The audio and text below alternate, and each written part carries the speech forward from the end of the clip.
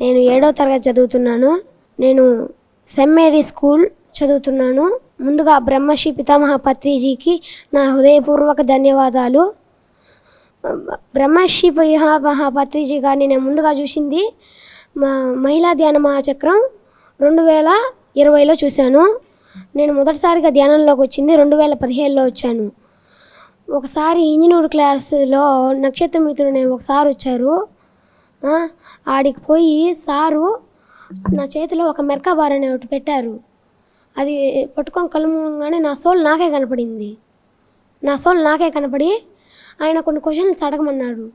నువ్వు ఏ లోకంలో నుంచి వచ్చావు అడిగా. నేను మార్స్ లోకంలో నుంచి వచ్చాను.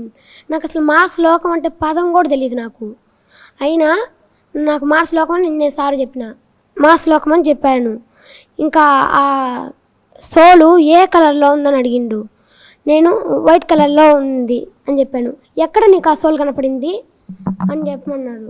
ఆ సోల్ నాకు పచ్చని చెట్ల మధ్య కనపడింది.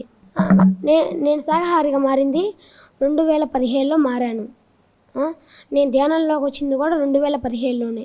ఎందుకు మారానంటే ముందు మా నాన్న మారాడు, తర్వాత నేను మారాను, మా అమ్మ మారింది, మా తమ్ముడు మారాడు. ఎందుకంటే ఇక్కడికి వచ్చిన తర్వాత నాకు ఆ హోపే పోయింది. అది దాన్ని వాసన చూస్తేనే నాకు పడదు. ఇక్కడికి ఒకసారి వచ్చాను, ఒక రెండు రోజులు మా నాన్న ఇక్కడికి తీసుకొని వచ్చినాను బలవంతంగా. థర్డ్ డే నాకు అది తినాలనే అనిపించలేదు, దాన్ని అసలు చూడాలని కూడా అనిపించలే. అది నాకు ఒక రకంగా ఉండింది. అందువల్ల నేను కూడా మా నాన్నలాగా శాకాహారిగా మారిపోయాను. Thank you. పూజా కోటి సమం స్తోత్రం స్తోత్రకోటి సమో జపః జపకోటి సమం ధ్యానం ధ్యానకోటి సమోలయః ధ్యానకోటి సమోలయః. కోటి పూజలు ఒక స్తోత్రానికి సమానం, కోటి స్తోత్రాలు ఒక జపానికి సమానం, కోటి జపాలు ఒక ధ్యానానికి సమానం, కోటి ధ్యానాలు ఒక లయకు సమానం. Thank you.